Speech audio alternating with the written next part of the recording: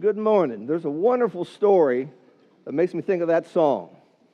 The preacher was preaching in Ohio many, many years ago, back in the 1800s. And just as he got up to preach, somebody said, "Do you know that President Garfield is in the audience?" And he says, "So what? So is God." And that's what makes me think of that song. So good to have you with us this morning. If you got your Bibles, turn with us to John 14. And in just a moment, we'll be looking at a couple verses there. This is, as John said, the first Sunday of a brand new year. It's an exciting time for us. You got a whole bunch of things in your hand when you came in. Don't look at them now because you're going to get confused, because we're going to go through all of that and explain what we're doing here. If you're visiting with us, this is more of an in-house lesson, is what this church is going to be doing this year, but we're glad to have you with us today. We think of the first of the year as being a time of reflection, a time of resolutions. Some of us will be planning where we want to go on vacation this coming year. Some of us, we think about house projects that we want to do this year. For some, they're thinking about weddings this year. For some, they're thinking about graduations and what comes after that this year. There'll be those who may have a baby or grandbaby born within the family this year. Exciting times.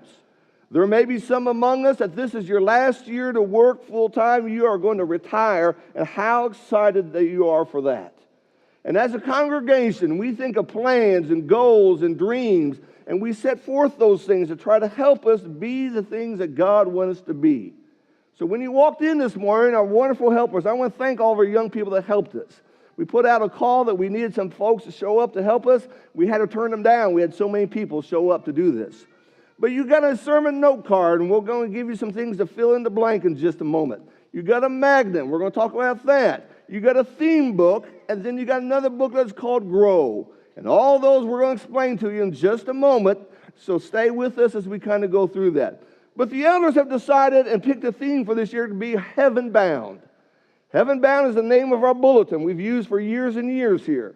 It sums up really what we're all about, is that we are heaven bound.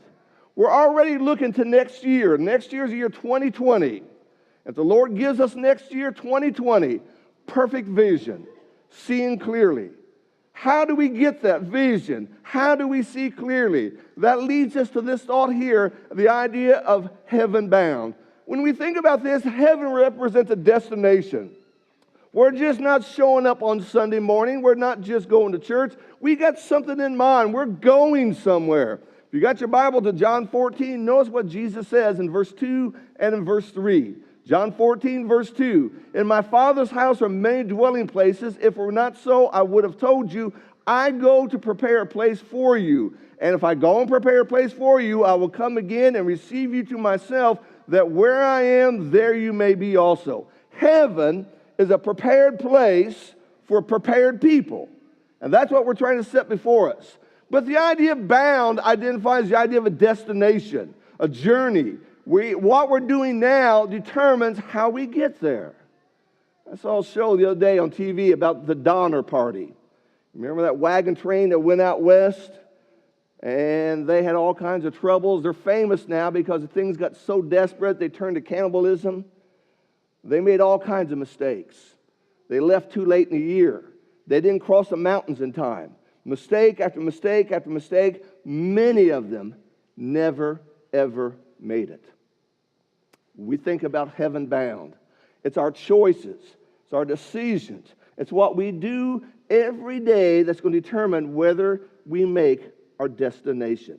We look at some passages to remind the emphasis of this. Matthew 5, Jesus would say, "Rejoice and be glad, for your reward in heaven is great."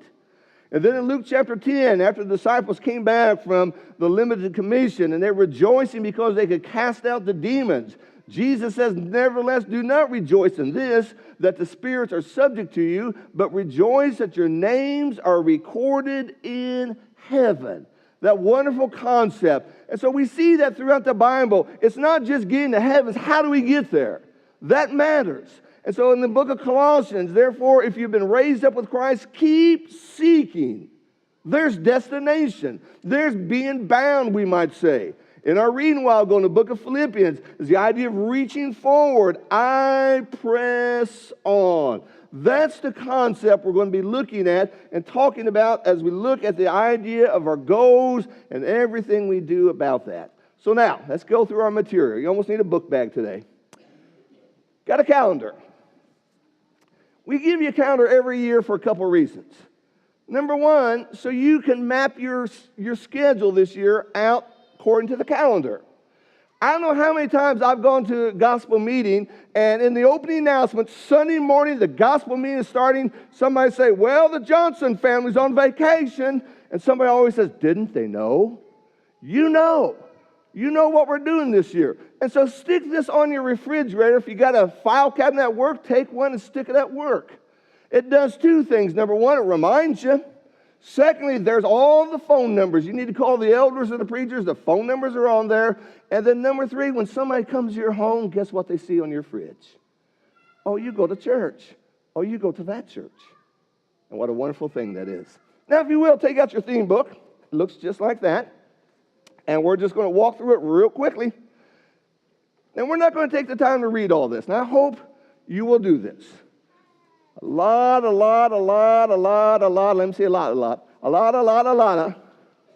time went into designing this, thinking this, writing this, editing this, and producing this. This went way back this summer.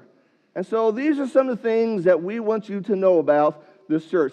I don't know how many congregations I've been a part of or I've been visiting, and somebody would say, you know what, I have no idea what's going on in this church.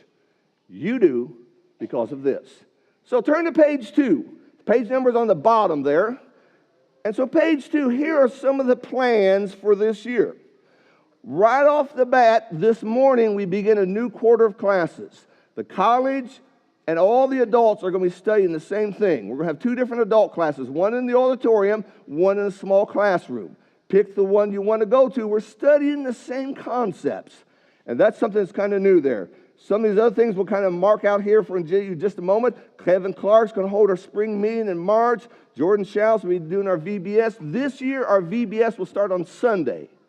And for our young people, we'll have 5 classes of VBS for them. And that's something that's kind of unique as we think about that.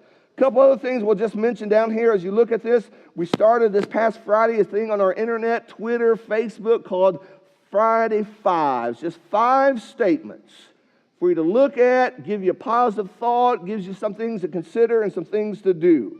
We hope in 2019 to appoint more elders. We're serious about that this year. And then we're going to try to do some more decorating in our hallways as you think about that. Turn to page 3, page 4. We always break this down by quarters. Our first quarter is where all journeys begin, and that's a starting point. If you and I were going to go to California, we wouldn't just get in the car and go. We would have to make some plans. Is the car gassed up? Are the tires okay? Do we have enough money? Have we packed? There's always some preparation. There's always a starting point. And this year we're going to introduce 2 concepts. One of them is called the dashboard. The dashboard. And you see a picture of that. You're driving down the road and you got your tunes on and you're just kind of just zoning out. All of a sudden you hear a weird noise in your car. First thing you do is look at the dashboard. That's the first thing. Now, it doesn't tell you everything, but if you see your speedometer needle going like this, you think, oh, we got problems. You look at your gas gauge and it's on empty. We got problems. You look at your temperature and it's way over there in the hot part. We got problems. We're going to talk about input, output, acceleration, spiritually. We're going to talk about a spiritual dashboard. And so you'll notice on page 4 of the first quarter, all the classes are designated there. If you will, now turn to page 5 and page 6. Quarter number 2. This takes us April through June. And here we're going to talk about the spiritual life plan. This evening, we're moving the pulpit. Myself and 2 of the elders are going to be up here, and in detail, we're going to talk about this spiritual life plan that they have developed. Talking about how we can have a better relationship with God, a better relationship with one another, and how we can connect other people to God, and how important that is. You'll notice on page 6, we're going to ask some fundamental questions on our Sunday morning classes. Basic questions, but questions we ought to know the answer to, and we feel like will help you as you think about that. Moving on, page 7, page 8. Again, we're not reading all this. I want you to read it when you get home. Page 7, page 8 is going to talk about traveling companions, connecting with one another. And in this, you're going to find our summer series there on page 8. Page 8 gives you the topics. Page 8 also tells you the list of the preachers. Good men with good topics to help us as we think about this journey that we are on. You'll also notice on page 7 again the list of all the classes that's going to be taught on Sunday morning as we think about that. Turn the page, if you will, page 9, page 10. Fourth quarter, end of the year already. And what we're going to talk about here is how do we get to heaven, reaching our destination. And in this, again, you'll see on page 10 the list of our classes and noticing some of the things that will help us as we consider that. Now, turning the page again, turn with me to page 11. Page 11 is a series of things that will help us. We begin with our groups. We changed this last year. We want to emphasize this again this year. Our groups are designed by function. So we have one group that's designed to look after new members. That's what they do. We have a group that looks after our senior citizens. That's what they do. We have a group that looks after our college students, and that's what they do. We have 2 deeper Bible study groups, and we have what we call 2 traditional groups. You can be in every one of these groups if you want to. You can be in all the groups. It doesn't matter. There's sign-up sheets on the hallway where you can sign up. But what this does is get you busy, get you active. And if you're a little knack in life and say, you know what, I really like college because I like to encourage the college kids, then get in that group. Find out what they're doing, and you can be helped there.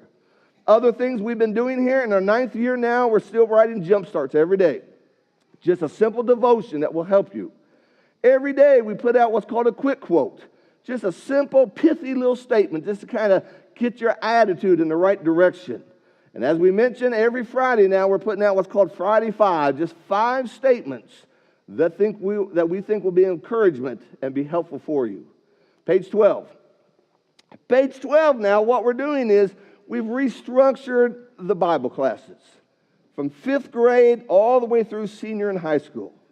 We felt like there's 4 fundamental things that build all of us. And that's the Bible, authority, Jesus, and the church. So first quarter, from 5th grade through senior and high school, they'll be studying Bible. Second quarter, authority. Third quarter, Jesus. Fourth quarter, the church. Not the same lessons over and over.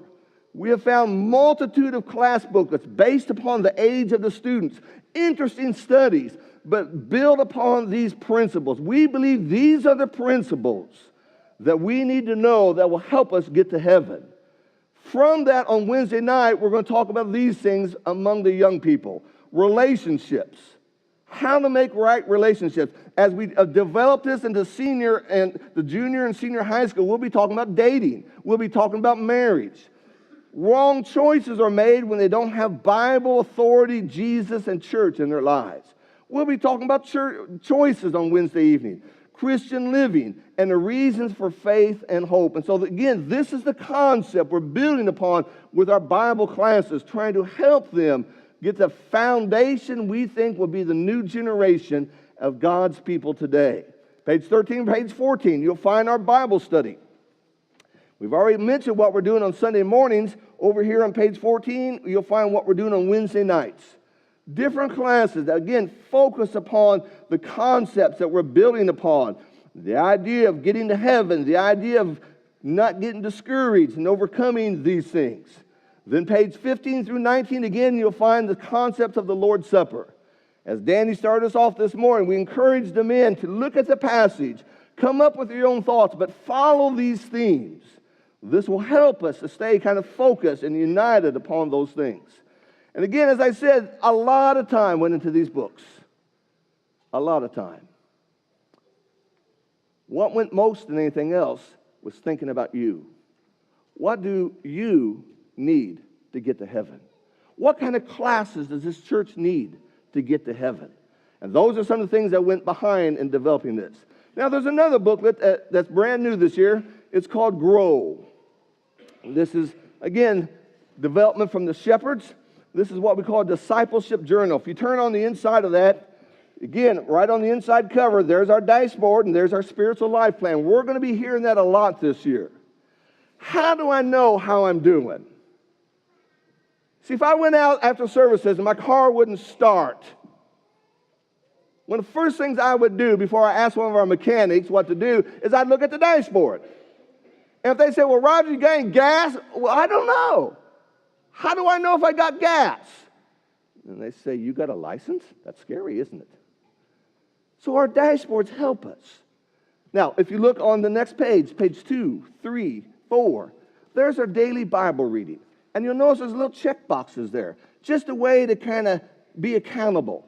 How to keep up. What am I supposed to read today? Or I forgot yesterday's. What was yesterday's? They're all marked out for you. And then after that, you'll see a section about prayer. We sometimes pray the same prayers over and over. This gives us some ideas what to pray about.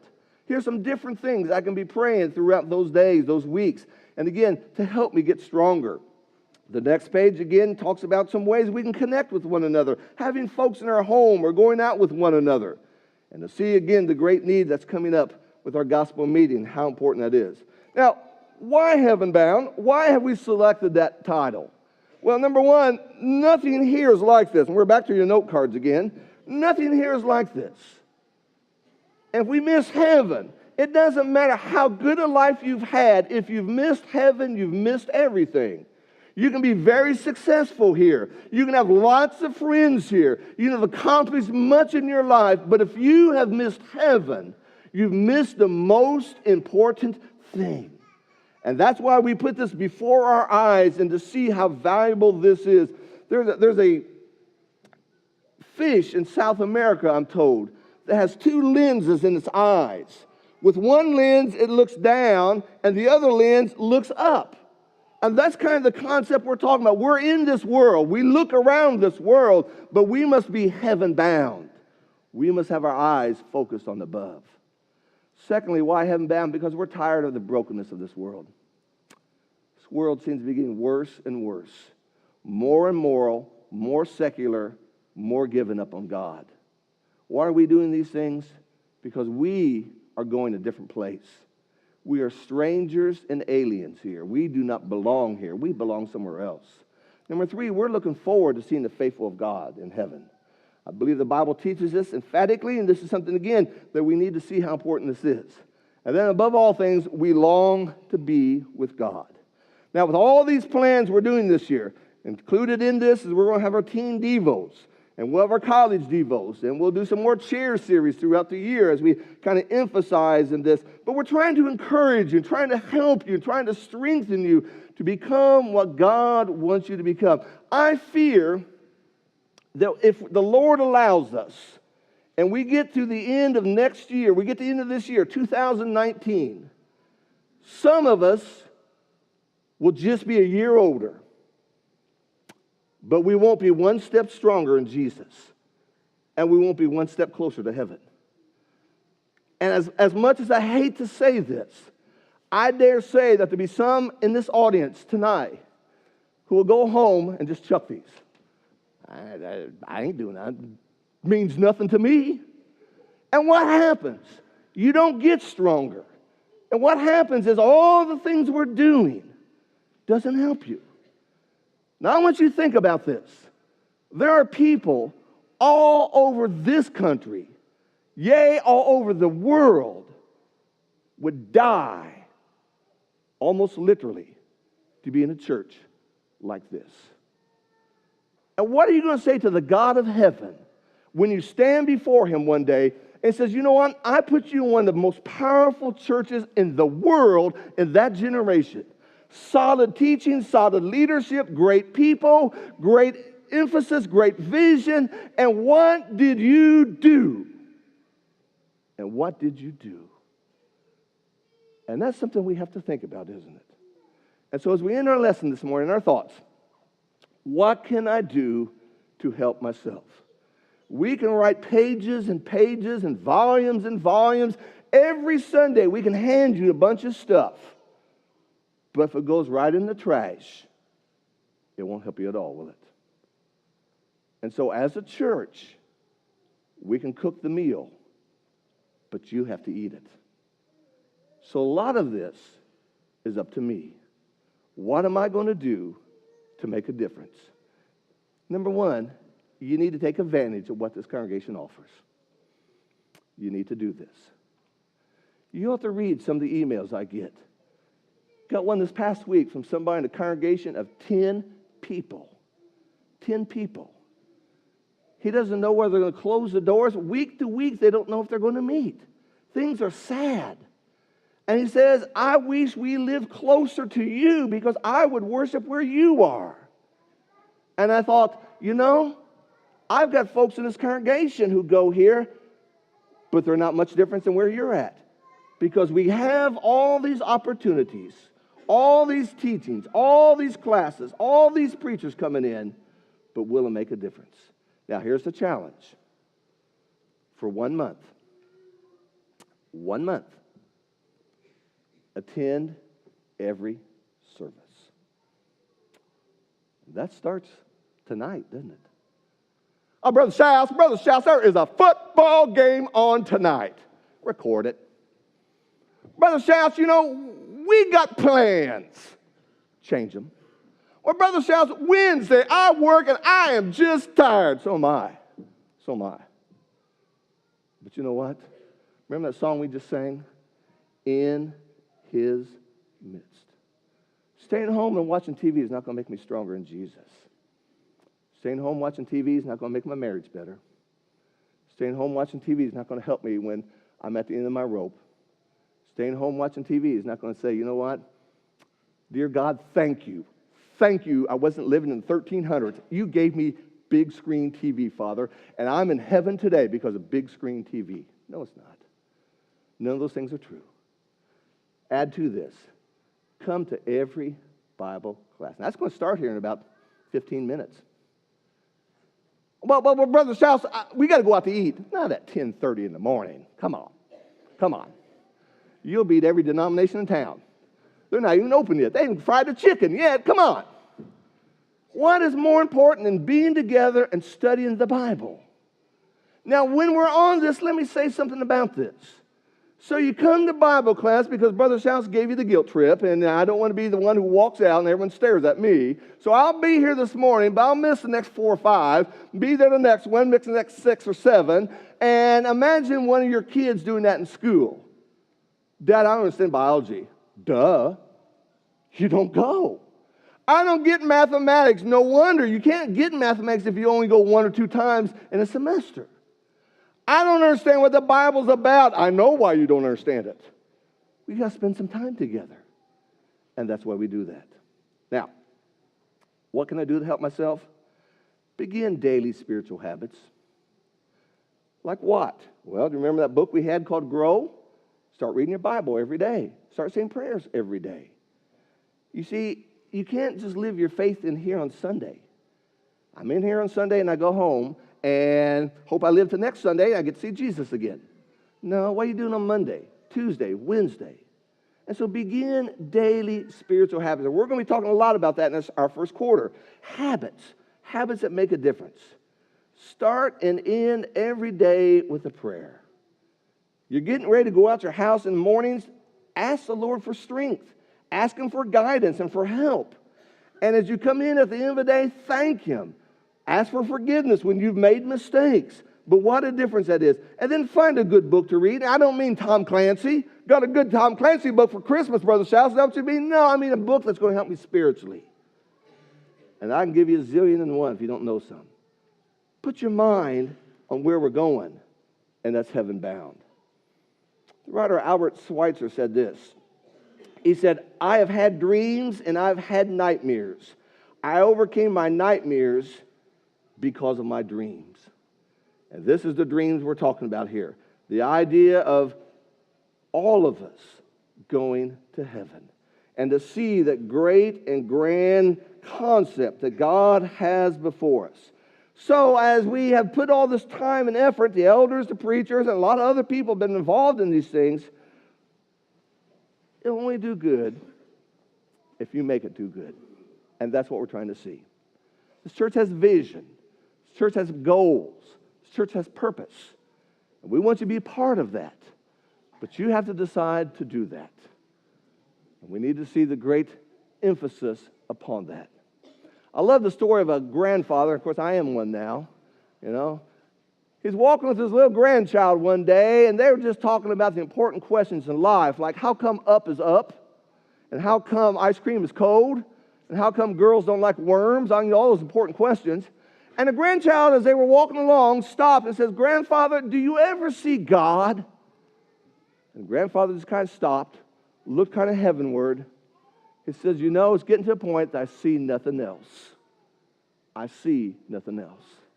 I believe as disciples of Jesus, we ought to live as if we have one foot already in heaven. I want to go there.